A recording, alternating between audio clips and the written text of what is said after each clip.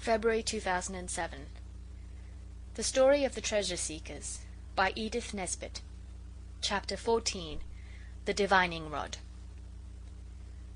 You have no idea how uncomfortable the house was on the day when we sought for gold with the divining rod. It was like a spring cleaning in the winter time. All the carpets were up, because Father had told Eliza to make the place decent, as there was a gentleman coming to dinner the next day. So she got in a charwoman, and they slopped water about, and left brooms and brushes on the stairs for people to tumble over. H.O. got a big lump on his head in that way, and when he said it was too bad, Eliza said he should keep in the nursery then, and not be where he'd no business. We bandaged his head with a towel, and then he stopped crying and played at being England's wounded hero dying in the cockpit, while every man was doing his duty, as the hero had told them to. And Alice was Hardy, and I was the doctor, and the others were the crew. Playing at Hardy made us think of our own dear robber, and we wished he was there, and wondered if we should ever see him any more. We were rather astonished at Father's having anyone to dinner, because now he never seems to think of anything but business. Before Mother died, people often came to dinner, and Father's business did not take up so much of his time, and was not the bother it is now. And we used to see who could go furthest down in our nightgowns and get nice things to eat without being seen, out of the dishes as they came out of the dining room. Eliza can't cook very nice things. She told Father she was a good plain cook, but he says it was a fancy portrait.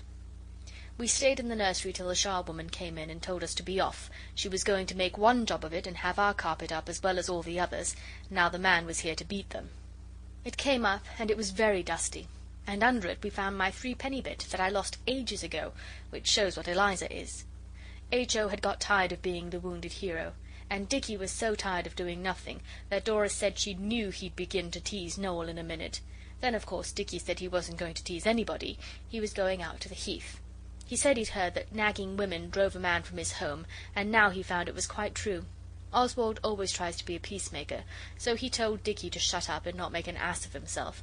And Alice said, well, Dora began, and Dora tossed her chin up and said it wasn't any business of Oswald's anyway, and no one asked Alice's opinion. So we all felt very uncomfortable till Noel said, don't let's quarrel about nothing, you know let dogs delight. And I made up another piece while you were talking. Quarrelling is an evil thing, it fills with gall life's cup, for when once you begin, it takes such a long time to make it up. We all laughed then and stopped jawing at each other. Noel is very funny with his poetry, but that piece happened to come out quite true. You begin to quarrel, and then you can't stop. Often, long before the others are ready to cry and make it up, I see how silly it is, and I want to laugh, but it doesn't do to say so, for it only makes the others crosser than they were before. I wonder why that is. Alice said Noel ought to be Poet Laureate, and she actually went out in the cold and got some laurel leaves, the spotted kind, out of the garden, and Dora made a crown and we put it on him. He was quite pleased, but the leaves made a mess, and Eliza said don't. I believe that's a word grown-ups use more than any other. Then suddenly Alice thought of that old idea of hers for finding treasure, and she said, do let's try the divining rod. So Oswald said, fair priestess, we do greatly desire to find gold beneath our land, therefore we pray thee practise with the divining rod, and tell us where we can find it. Do ye desire to fashion of it helms and hauberks? Said Alice. Yes, said Noel, and chains and ouches. I bet you don't know what an ouch is, said Dicky. Yes, I do, so there, said Noel. It's a carcanet. I looked it out in the dicker. Now then. We asked him what a carcanet was, but he wouldn't say. And we want to make fair goblets of the gold, said Oswald. Yes, to drink coconut milk out of, said H.O. And we desire to build fair palaces of it, said Dicky. And to buy things, said Dora, a great many things, new Sunday frocks and hats and kid gloves, and she would have gone on for ever so long, only we reminded her that we hadn't found the gold yet. By this Alice had put on the nursery tablecloth, which is green, and tied the old blue and yellow antimacassar over her head, and she said, if your intentions are correct, fear nothing and follow me. And she went down into the hall. We all followed, chanting heroes. It is a gloomy thing the girls learnt at the high school, and we always use it when we want a priestly chant. Alice stopped short by the hat-stand, and held up her hands as well as she could for the tablecloth, and said, now, great altar of the golden idol, yield me the divining rod, that I may use it for the good of the suffering people. The umbrella stand was the altar of the golden idol, and it yielded her the old school umbrella. She carried it between her palms. "Now," she said, "I shall sing the magic chant. You mustn't say anything, but just follow wherever I go, like follow my leader, you know. And when there is gold underneath, the magic rod will twist in the hand of the priestess like a live thing that seeks to be free. Then you will dig, and the golden treasure will be revealed. H.O., if you make that clatter with your boots, they'll come and tell us not to. Now come on, all of you." So she went upstairs and down and into every room. We followed her on tiptoe, and Alice sang as she went. What she sang is not out of a book. Noel made it up while she was dressing up for the priestess. "Ashen rod cold that here I hold, teach me where to find the gold." When we came to where Eliza was, she said, "Get along with you." But Dora said it was only a game and we wouldn't touch anything, and our boots were quite clean, and Eliza might as well let us. So she did. It was all right for the priestess, but it was a little dull for the rest of us, because she wouldn't let us sing too. So we said we'd had enough of it, and if she couldn't find the gold we'd leave off and play something else. The priestess said, "All right, wait a minute," and went on singing. Then we all followed her back into the nursery, where the carpet was up and the boards smelt of soft soap. Then she said, it moves, once more the choral hymn." So we sang Heroes again, and in the middle the umbrella dropped from her hands. "The magic rod has spoken," said Alice. "Dig here, and that with courage and dispatch." We didn't quite see how to dig, and we all began to scratch on the floor with our hands, but the priestess said, "Don't be so silly. It's the place where they come to do the gas. The board's loose. Dig an you value your lives, for ere sundown the dragon who guards this spoil will return in his fiery fury and make you his unresisting prey." So we dug, that is, we got the loose board up, and Alice threw up her arms and cried, "See the rich treasure, the gold in thick layers, with silver and diamonds stuck in it." "Like currants in a cake," said H.O. "It's a lovely treasure," said Dicky, yawning. "Let's come back and carry it away another day." But Alice was kneeling by the hole. "Let me feast my eyes on the golden splendour," she said, "hidden these long centuries from the human eye. Behold how the magic rod has led us to treasures more—" "Oswald, don't push so." "More bright than ever monarch—" "I say, there is something down there, really. I saw it shine." We thought she was kidding, but when she began to try to get into the hole, which was much too small, we saw she meant it, and so I said, "Let's have a squint," and I looked, but I couldn't see anything, even when I lay down on my stomach. The others lay down on their stomachs too and tried to see, all but Noel, who stood and looked at us and said we were the great serpents come to drink at the magic pool. He wanted to be the knight and slay the great serpents with his good sword.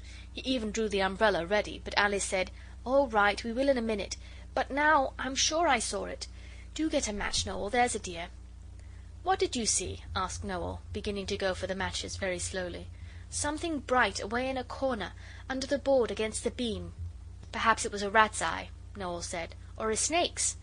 And we did not put our heads quite so close to the hole till he came back with the matches. Then I struck a match, and Alice cried, "There it is!" And there it was. And it was a half sovereign, partly dusty and partly bright. We think perhaps a mouse, disturbed by the carpets being taken up, may have brushed the dust of years from part of the half sovereign with his tail. We can't imagine how it came there, only Dora thinks she remembers once when H.O. was very little, Mother gave him some money to hold, and he dropped it and it rolled all over the floor. So we think perhaps this was part of it. We were very glad. H.O. wanted to go at once and buy a mask he had seen for fourpence. It had been a shilling mask, but now it was going very cheap because Guy Fawkes Day was over, and it was a little cracked at the top. But Dora said, "I don't know that it's our money. Let's wait and ask Father." But H.O. did not care about waiting, and I felt sorry for him. Dora is rather like grown-ups in that way. She does not seem to understand that when you want a thing you do want it, and that you don't wish to wait even a minute. So we went and asked Albert next door's uncle. He was pegging away at one of the rotten novels he has to write to make his living, but he said we weren't interrupting him at all. "My hero's folly has involved him in a difficulty," he said. "It is his own fault. I will leave him to meditate on the incredible fatuity, the hare-brained recklessness, which have brought him to this pass. It will be a lesson to him. I, meantime, will give myself unreservedly to the pleasures of your conversation." That's one thing I like Albert's uncle for. He always talks like a book, yet you can always understand what he means. I think he is more like us, inside of his mind, than most grown-up people are. He can pretend beautifully. I never met anyone else so good at it, except our robber, and we began it with him.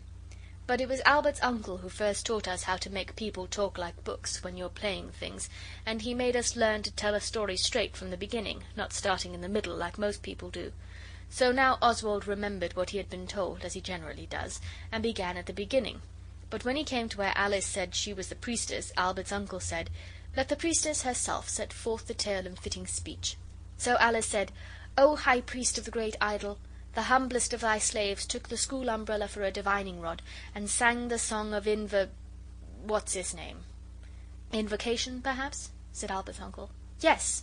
And then I went about and about, and the others got tired, so the divining rod fell on a certain spot, and I said, 'Dig,' and we dug, and it was where the loose board is for the gas men, and then there really and truly was a half sovereign lying under the boards, and here it is." Albert's uncle took it and looked at it. "The great high priest will bite it to see if it's good," he said, and he did. "I congratulate you," he went on. "You are indeed among those favoured by the immortals.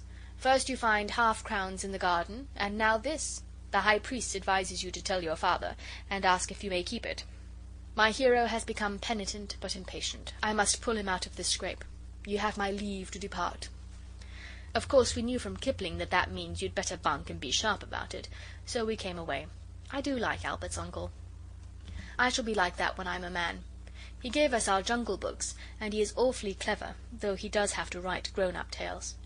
We told Father about it that night. He was very kind. He said we might certainly have the half-sovereign, and he hoped we should enjoy ourselves with our treasure trove. Then he said, "Your dear mother's Indian uncle is coming to dinner here to-morrow night, so you will not drag the furniture about overhead, please, more than you're absolutely obliged.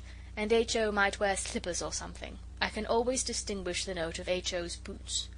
We said we would be very quiet, and Father went on. "This Indian uncle is not used to children, and he is coming to talk business with me. It is really important that he should be quiet. Do you think, Dora, that perhaps bed at 6 for H.O. and Noel?"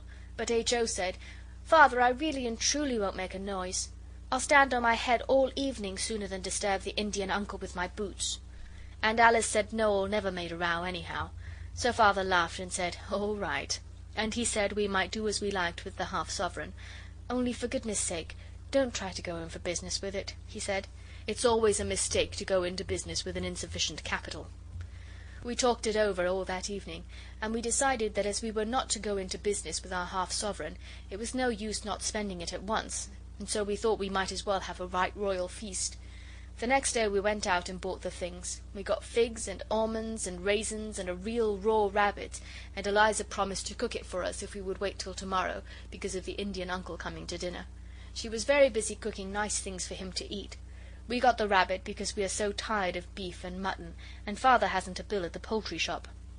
And we got some flowers to go on the dinner table for Father's party, and we got hardbake and raspberry noyeau and peppermint rock and oranges and a coconut, with other nice things. We put it all in the top long drawer. It is H.O.'s play drawer, and we made him turn his things out and put them in Father's old portmanteau. H.O. is getting old enough now to learn to be unselfish, and besides, his drawer wanted tidying very badly. Then we all vowed by the honour of the ancient house of Bastable that we would not touch any of the feast till Dora gave the word next day, and we gave H.O. some of the hardbake to make it easier for him to keep his vow. The next day was the most remarkable day in all our lives, but we didn't know that then. But that is another story. I think that is such a useful way to know when you can't think how to end up a chapter. I learnt it from another writer named Kipling. I've mentioned him before, I believe, but he deserves it. End of chapter 14.